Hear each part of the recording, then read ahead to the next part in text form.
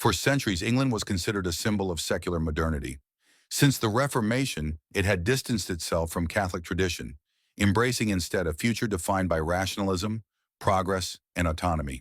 Churches gradually emptied, priestly vocations diminished, and public expressions of faith began to vanish from the cultural landscape. Religion, especially Catholicism, was treated not merely as outdated but irrelevant, an echo of a past best forgotten. By the early 2000s, many assumed England's faith story had ended, but something surprising began to stir beneath the surface. Quietly and without fanfare, a spiritual hunger started to awaken. In a society saturated with noise, constant motion, and shallow pleasures, many began to feel an ache that nothing seemed to satisfy. That ache wasn't for more information or entertainment, but for transcendence, for silence, for truth. And for a growing number of people, that ache led them back to a place they never expected: the Catholic Church. If you found this video helpful, don't forget to leave a like and subscribe to support the channel. The return wasn't driven by media campaigns or political movements. It wasn't loud, and it wasn't organized from the top. Instead, it emerged from within, through ordinary individuals, each with their own story of spiritual restlessness, existential questions, and ultimately, discovery. By 2023, over 1,500 adults had entered the Catholic Church in England during the Easter Vigil alone, marking a 25% increase from the previous year. This wasn't just a statistical anomaly. It was a signal that something deeper was happening. Across the country, Latin masses were filling beyond capacity, confession lines were growing, and once quiet seminaries were welcoming new waves of young men discerning the priesthood. Each of these individuals was more than a number. Behind every baptism was a soul who had wrestled with doubts, studied, prayed, struggled, and encountered something or someone that changed everything. Many of them didn't come seeking religion for nostalgia's sake. They came because they saw in Catholicism a beauty, reverence, and coherence they could not find elsewhere. This rise in conversions was especially notable given the context. England, like much of the Western world, had long championed a secular model of life. It promoted freedom of choice, scientific progress, and moral autonomy. Organized religion, once at the heart of British life, was increasingly pushed to the margins, sometimes subtly, sometimes forcefully. And yet, despite the promises of modernity, the results were not what many expected. Loneliness reached record highs. Mental health disorders surged. Despite access to unprecedented wealth and convenience, people, especially the young, reported feeling more isolated, anxious, and disoriented than ever before. In a world offering endless options, many were realizing that choice alone does not bring peace. And in that moment of emptiness, they began to look for something deeper, more grounded and enduring. What they found in Catholicism was not just community or moral guidance, but a radically different vision of life, one that did not shift with trends or opinions. It was a vision rooted in history, mystery, and a profound understanding of the human heart. At the center of this spiritual resurgence was not a charismatic leader or a new program. It was something ancient: the Mass. For many, their first encounter with the Catholic Church was not through debate or argument, but through beauty. They walked into a church, perhaps by accident, perhaps out of curiosity, and something stopped them. The flicker of candlelight, the fragrance of incense, the rhythm of chant, the silence before the consecration, the sense that something sacred, something real was happening before their eyes. That moment, often small and quiet, became the beginning of a transformation. Unlike modern culture, which demands speed and stimulation, the Catholic liturgy speaks with stillness and symbolism. In a world addicted to novelty, the Church offered continuity. And in an age of fractured identities and competing truths, Catholicism proclaimed something unchanging. Younger generations, far from rejecting tradition, began to gravitate toward it. What they sought was not entertainment, but encounter. Not a social club, but a sacred mystery. They were drawn by the reverence of the Latin Mass, the stillness of adoration, and the sense that this faith wasn't trying to keep up with the world, but to anchor itself in something beyond it. That is what made it magnetic. The revival wasn't about turning back the clock. It was about finding something timeless in a time of chaos. This movement, still in its early stages, is not without challenges. It is unfolding in a cultural landscape that remains skeptical and often hostile to traditional faith. But for those being drawn into the church, the resistance is part of the testimony. They are not coming to Catholicism because it's easy, but because it's true. Because in its teachings, its sacraments, and its beauty, they are encountering something that gives shape to suffering, meaning to existence, and direction to the soul. They are finding a home they didn't know they were missing. And in that home, they are finding peace. This is England's great return. Not a return to power, but to presence. Not to cultural dominance, but to spiritual depth. It is a quiet, steady movement of grace. And though it may not yet fill headlines, it is already filling hearts. Long before the word Catholic became controversial in English history, it was the lifeblood of English identity. There was a time when the rhythms of the church were not just private devotions, but the heartbeat of the nation. Feast days filled the calendar. Bells marked the hours of prayer. Monasteries dotted the countryside like spiritual fortresses, centers not only of worship, but of learning, healing, hospitality, and agriculture. The soul of England was Catholic, and that Catholicism was visible in stone and chant and pilgrimage. It was not a niche identity, but the shared imagination of an entire people. England was once known throughout Christendom by a title that carried both tenderness and theological depth, Our Lady's Dowry. The phrase wasn't sentimental. It reflected a deeply rooted conviction that this island belonged, in a special way, to the Virgin Mary. That spiritual bond manifested in shrines, poetry, law, and even royal consecrations. Pilgrims would journey across rough roads and muddy fields to reach the sacred grounds of Walsingham, seeking not only miracles, but a nearness to heaven. The shrine, founded in 1061 after a Marian apparition, became one of the most beloved pilgrimage destinations in Europe, rivaling Rome and Compostela. And yet, with the violence of the 16th century's Reformation, much of that heritage was shattered. The Reformation in England was not just a theological shift, it was a political revolution. Monasteries were dissolved, shrines were desecrated, saints' relics were scattered, Mass was outlawed. To be Catholic was not simply unpopular, it was illegal. And to remain faithful could cost your life. Yet even in the shadow of royal persecution, the faith did not die. It went underground, kept alive by brave priests and hidden congregations. It lived in secret masses in candlelit barns, in whispered rosaries, in the quiet martyrdom of those who refused to deny Rome. Men like St. Thomas More, who famously declared, "I die the king's good servant, but God's first," went to their deaths not for rebellion, but for fidelity. Women like St. Margaret Clitheroe, crushed beneath a door for sheltering priests, became icons of sacrificial love. Their blood watered the very soil of a faith that refused to be erased. And now, centuries later, something long buried is beginning to stir. The memory of Catholic England is being remembered, not as folklore, but as legacy. In 2020, in a gesture both powerful and prophetic, England was rededicated to the Virgin Mary in a nationwide act of consecration. Hundreds of thousands participated in cathedrals and homes, in person and online. The event wasn't orchestrated for political impact. It was an act of faith, a reclaiming of something ancient.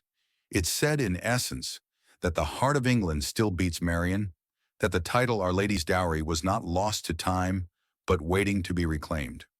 Since then, visible signs of renewal have multiplied.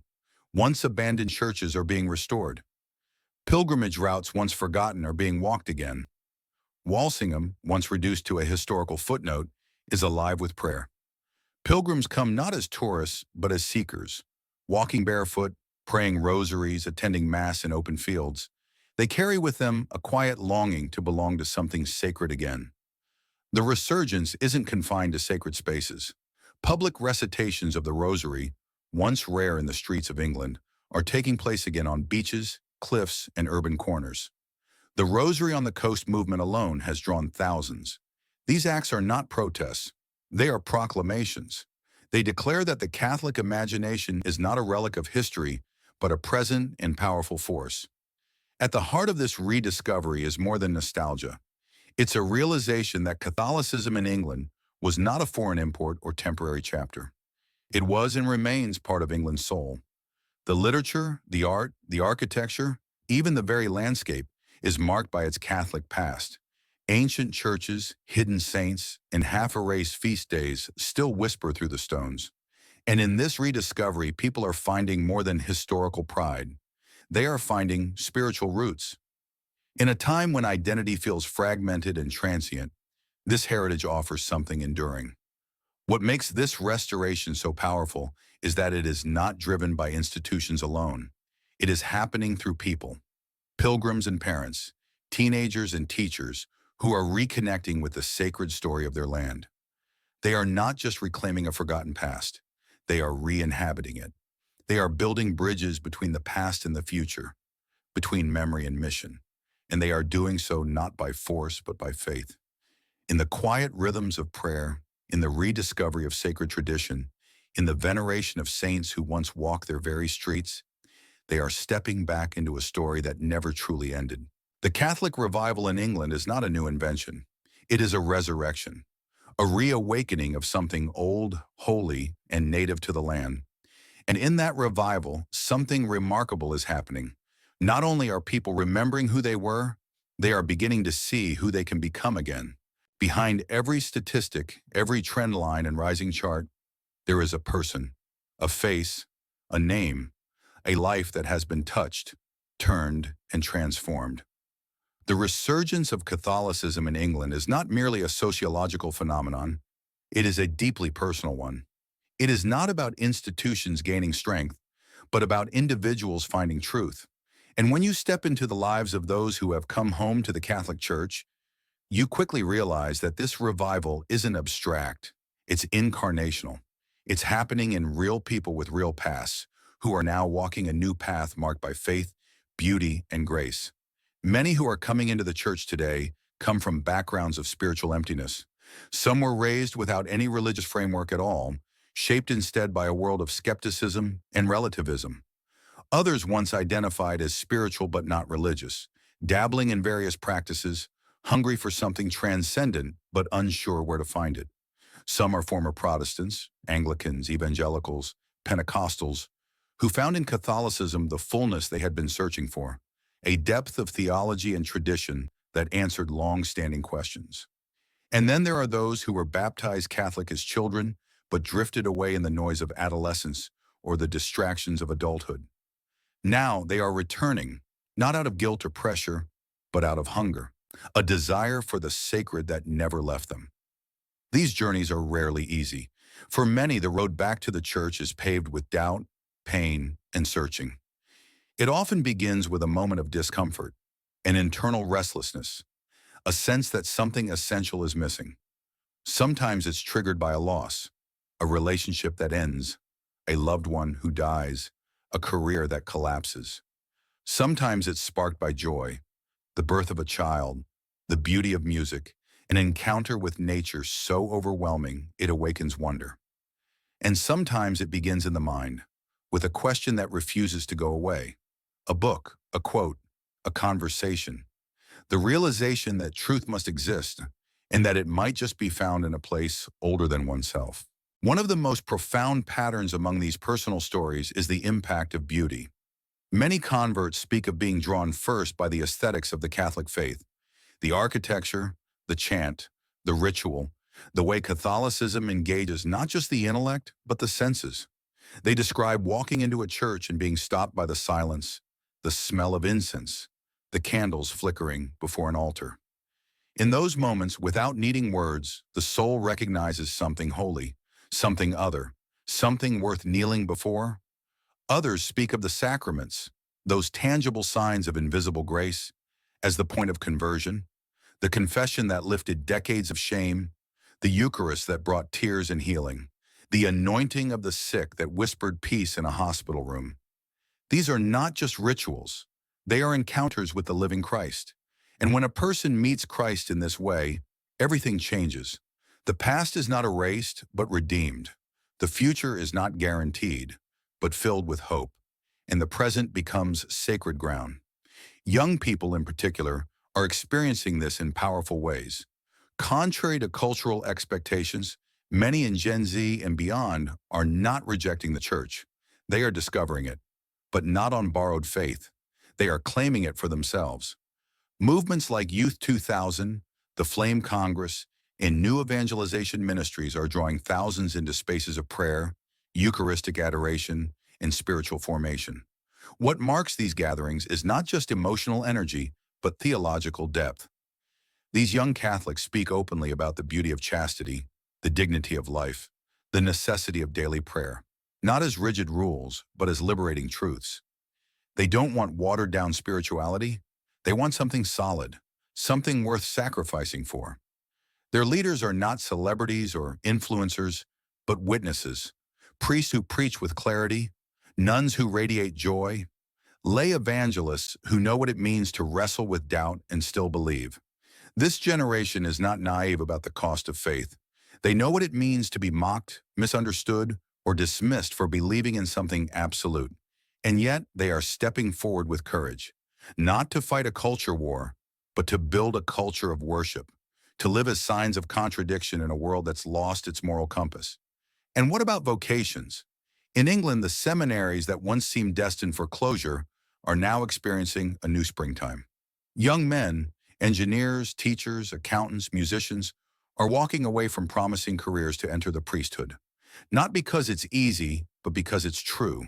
They feel a call to stand at the altar and offer their lives for the church, and they are doing it with eyes wide open. They've seen the scandals, they know the skepticism, but still they say yes, because the church, with all her human flaws, remains the bride of Christ.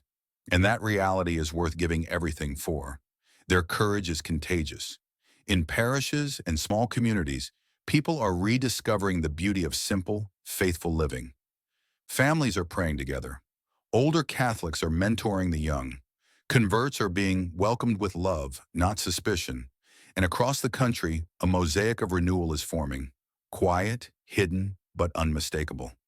This is not about sensationalism. It's about transformation. It's about the grace that meets us where we are, but refuses to leave us there. It's about lives that once wandered now finding home. People who were broken now finding healing. Souls that were searching now finding joy. It's about personal encounters that ripple out into families, communities, and the culture at large. The revival in England is real, but it's not measured in headlines. It's measured in hearts, in confessions made, in candles lit, in prayers whispered, in lives changed. And each of those stories, unique and unrepeatable, points to the same truth. God is not finished with England. He is just getting started. Every movement of authentic revival carries within it a force greater than human will, cultural trends, or institutional momentum. It is not simply the result of persuasive ideas or beautiful liturgies. It is the work of the Holy Spirit. And within the Catholic resurgence in England, there are unmistakable signs that something deeper, something divine, is moving beneath the surface. This is not just a sociological shift. It is a spiritual awakening, one carried by ancient pillars of grace, the intercession of Mary, the mystery of the Mass, and the unstoppable momentum of mission.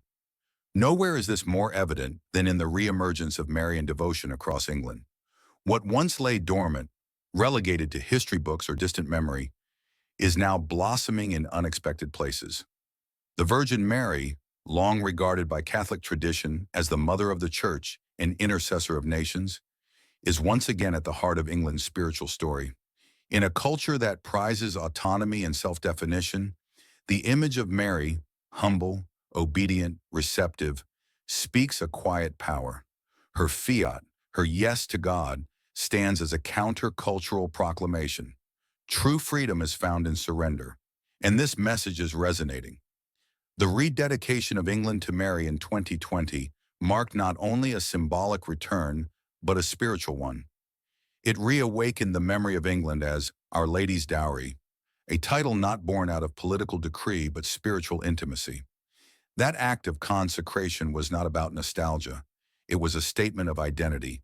It said that England belongs not to secularism nor to confusion, but to the Queen of Heaven. And since that day, Marian devotion has surged. Pilgrimages to Walsingham are once again overflowing.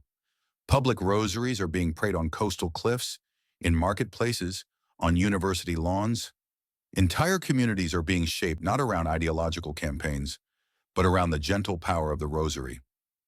This resurgence is not emotionalism, it's intercession.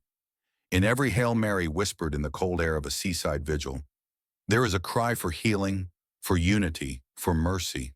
And in that prayer, England is remembering that it is not a nation abandoned, it is a nation being reclaimed, not through force, but through grace. At the very center of this spiritual movement is the Eucharist, the source and summit of Catholic life. The Mass, so often misunderstood as routine or symbolic, is being rediscovered in its true identity, a living sacrifice, a heavenly banquet, an encounter with the real presence of Jesus Christ. It is here in the quiet drama of the liturgy that countless souls are being transformed. For many, their return to the church began the moment they entered a chapel and found something they did not expect: reverence, silence, holiness. In a world addicted to noise and novelty, the sacred stillness of the Eucharistic liturgy carries a weight that words cannot explain. And it is not just the Latin Mass that is drawing people, though its beauty and transcendence have undeniably captured hearts. Even within the ordinary form of the Mass, when celebrated with reverence, devotion, and attention to the sacred, something eternal begins to shine through. Priests who preach with clarity, choirs that lift the heart, homilies rooted in Scripture, and the moment of consecration that stills every thought. These are not performances. They are encounters with eternity. The sacraments, too, are taking their place once more at the center of life. Confession lines, once short or empty, are now marked by depth and waiting. Baptisms are no longer just cultural rites, but conscious decisions to live differently. Confirmation is being reclaimed not as a graduation, but as a commissioning. And the anointing of the sick is no longer hidden in hospitals, but sought as a channel of healing. These are not merely rituals, they are divine touch points where heaven meets earth. And all of this is feeding something greater. Mission. Catholics across England are no longer content to keep their faith private. The gospel is being taken into the streets, not with shouts or arguments, but with processions and prayer. Eucharistic processions through city centers stop traffic, not for protest, but for worship. Pedestrians pause not because they were invited, but because they feel something different. Public rosaries are prayed not to make a statement, but to intercede. And in these simple, solemn acts, a sacred rhythm interrupts the noise of the everyday. The streets become sanctuaries. The sidewalks become altars. And in the hearts of those watching, some skeptical, some curious, some deeply moved, something begins to stir. Because the presence of God, when carried with humility and joy, cannot be ignored. It calls, it convicts, it consoles. This revival is not fueled by strategy or slogans. It is carried by the power of prayer. It is upheld by the presence of Christ in the Eucharist. It is led by the hand of the Virgin Mary, who is gently guiding her children back home. And it is expanding through mission, not institutional programs, but through ordinary believers living extraordinary lives. Teachers who pray before class, nurses who bring Christ to the suffering, business people who carry truth into boardrooms, teenagers who choose purity and prayer in a culture that mocks both. These are the missionaries of England's New Catholic moment, and behind them, around them, within them, is the Holy Spirit, the same Spirit who hovered over the waters in Genesis, the same Spirit who filled the apostles with fire, the same Spirit who even now is breathing life into dry bones and restoring a nation not with politics or power, but with grace. This is not merely a return to old forms. It is a renewal of purpose, a recovery of awe, a rebirth of mission. England is not merely remembering what it once was. It is awakening to what it is still called to become. Revival is not the end. It is the beginning of something greater. As England's Catholic soul is reawakened, the question now is not simply how we preserve this moment, but how we live it forward. What does it mean to be a Catholic in England today? Not just privately, but publicly. Not just sentimentally, but sacramentally. The answer is unfolding in churches, homes, and hearts across the nation. It means becoming missionaries again. Not of conquest, but of compassion. Not of ideology, but of incarnation. The future of English Catholicism is not a return to some imagined golden past.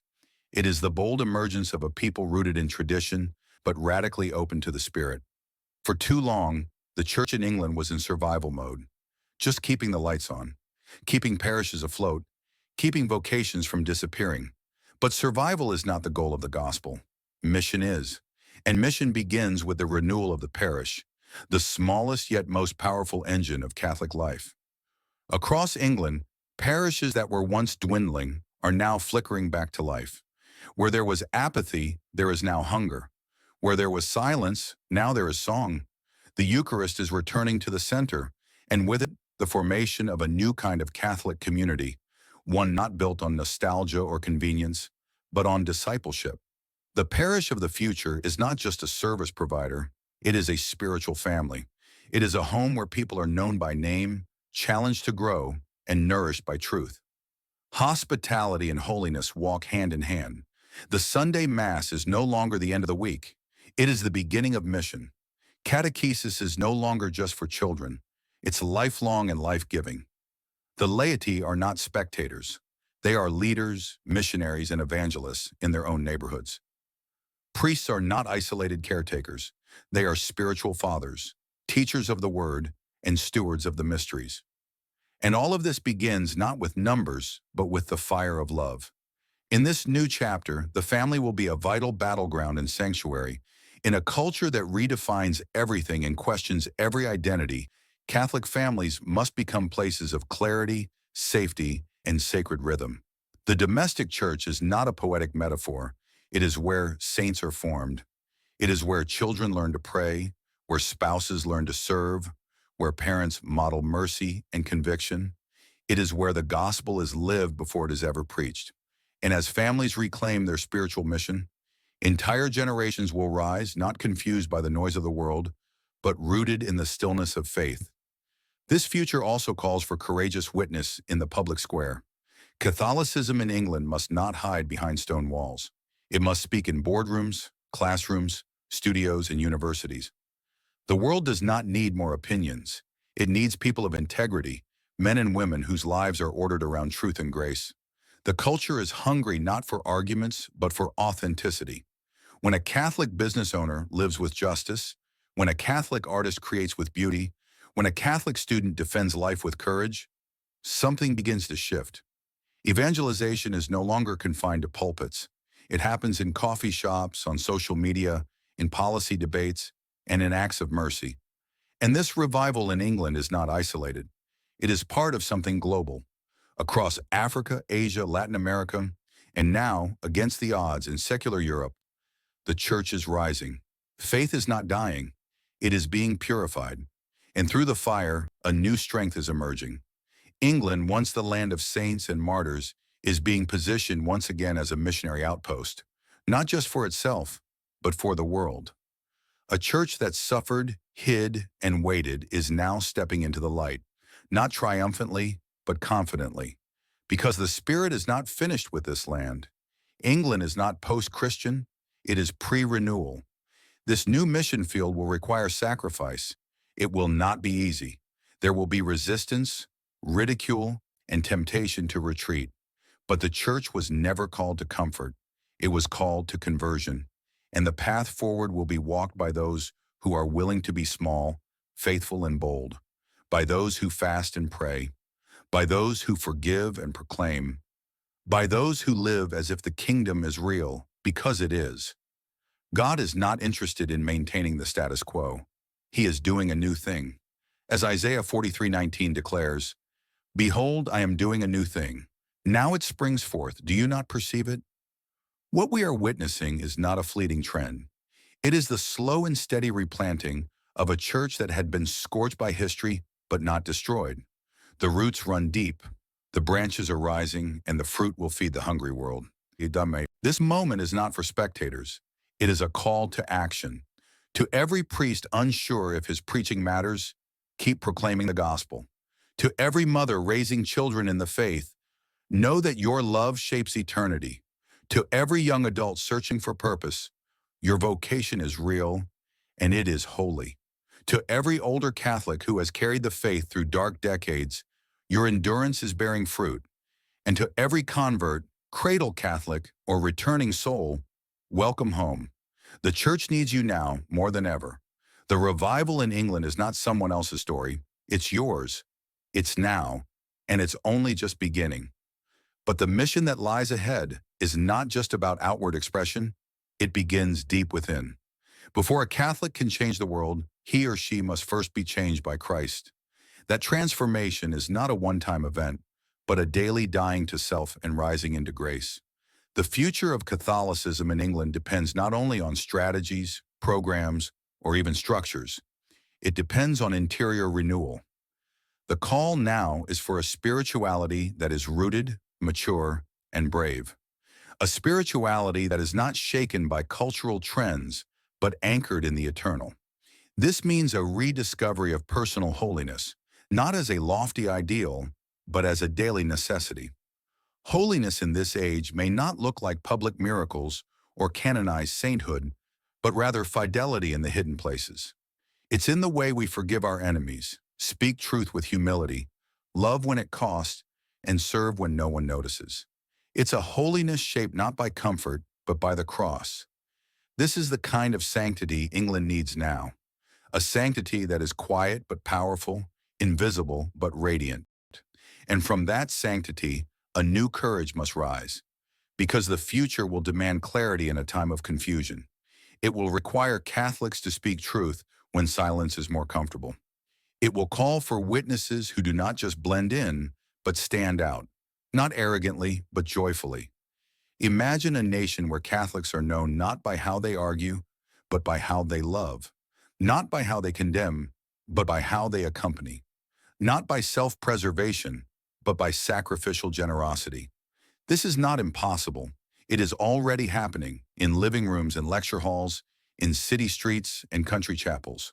The Church must also become a sanctuary for the broken.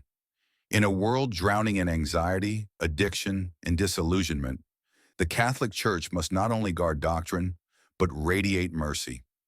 It must be a hospital for souls, a place where the ashamed find healing, the addicted find freedom, and the lost find a home. This means building parishes that are more than Sunday destinations. They must be spiritual shelters, always open to the prodigal, always ready to walk with the wounded. And this hospitality cannot be passive, it must be intentional. Every visitor, every stranger, every skeptic who enters a Catholic church should feel the presence of God in both the sacred space and the warmth of welcome. The Eucharist is the center, but around that center must be built a community of listening, care, and discipleship. Hospitality is not a ministry, it is a posture. It says, you belong before you believe. You are loved before you perform. You are seen before you speak. This renewed church must also be intellectually confident. Catholicism has nothing to fear from hard questions. In fact, the Church thrives where curiosity is embraced and truth is pursued. England, with its rich academic tradition, has long shaped minds that have changed the world. Now, that same intellectual rigor must be paired with spiritual formation. Catholic thinkers, artists, scientists, educators. These are missionaries in the modern Areopagus. In classrooms, think tanks, media outlets, and publishing houses, the Catholic voice must no longer apologize for existing. It must speak with the clarity of truth and the humility of love. At the heart of all of this is one truth. The Church exists to evangelize, not to survive, not to be liked, not to maintain a comfortable status quo, but to bring Jesus Christ to every soul, every street, and every system. The gospel is not meant to be domesticated. It is fire, it is light, and England needs both. Evangelization in this generation will look different than it did in the past. It may not be door to door, but it will be heart to heart. It may not always involve pulpits, but it will demand lives that preach by their integrity, hope, and holiness. Young Catholics will be key to this mission, not because they are perfect, but because they are passionate. They will carry the church forward, not as caretakers of tradition, but as co-creators of renewal. They must be trusted, formed, challenged, and sent. And they must not be entertained. They must be entrusted. England's revival will require spiritual fathers and mothers who believe in the next generation enough to walk with them, mentor them, and pass on not just information, but identity. Religious life will also be vital. England's future needs visible signs of consecrated witness. Monasteries, convents, and apostolic communities must be rebuilt, not as museum pieces, but as living wells of prayer, joy, and mission. Young men and women need to see that a life given entirely to God is not a waste but a wonder, and the church must have the courage to call them, to invite them boldly into a life that the world does not understand, but heaven applauds. The future also includes the poor, not just the materially poor, but the spiritually poor, the emotionally poor, the relationally poor. The new evangelization cannot bypass the homeless man, the refugee family, the single mother, the lonely neighbor. These are not projects, they are icons of Christ, and how the church treats them will determine the credibility of its gospel. Justice and mercy are not separate from evangelization. They are the soil in which it grows. As this new movement spreads, the risk will be to measure success by metrics. But revival is not about numbers. It's about fidelity. God is not impressed by our platforms. He is moved by our obedience, and the future of Catholicism in England will be sustained not by media coverage or applause, but by the quiet courage of ordinary saints. The grandmother praying the rosary in her kitchen, the teenager refusing to compromise, the priest kneeling in an empty church, the religious sister walking in silence. These are the pillars of the church's future. And so we return to the beginning, to the whispered cry in countless hearts across England. There must be more. That cry is being answered, not by a trend, but by a person. Jesus Christ present in the Eucharist, alive in his church, moving through the Spirit, and calling a nation to rise, not in triumph, but in love, not in control, but in surrender. The future of English Catholicism is not far away. It is here. It is now. And it is unfolding wherever hearts say yes, wherever truth is proclaimed, wherever mercy is extended, wherever the sacred is welcomed. It is not about going back. It is about going deeper, about becoming saints in our time, missionaries in our land, and children in the arms of the Father. So rise, England, rise in faith, rise in truth, rise in fire. The mission is not over. It is only just beginning. So now the question no longer belongs to history books or future forecasts. It belongs to you. If you've heard your heart stir while listening, if you've felt the pull of something sacred, if you've wondered whether God is still moving in this land, then know this. He is. The revival of Catholicism in England is not just a national story. It is a personal invitation. It is God saying, come home, come deeper, come alive. This movement is not about perfect people. It is about a perfect God drawing near to imperfect hearts. It's about finding meaning in the mystery, purpose in the sacred, and strength in a truth that never changes. This is your time to rise, to return, to rebuild. Whether you are a cradle Catholic, a curious seeker, or someone who thought faith was no longer for you, know this. You are not here by accident. The Spirit is awakening something ancient and eternal in the heart of England, and maybe in you too. So don't let this moment pass like a story you admire from afar. Step into it. Let it change you. Let it move you. Let it lead you home. If this message has spoken to your soul, help us spread the fire. Subscribe to this channel for more stories of faith, hope, and renewal. Like this video if you believe England's comeback is only just beginning, and share it with someone who might need to hear that God is still writing redemption stories, even now. This is not the end. This is a new beginning, and you are invited.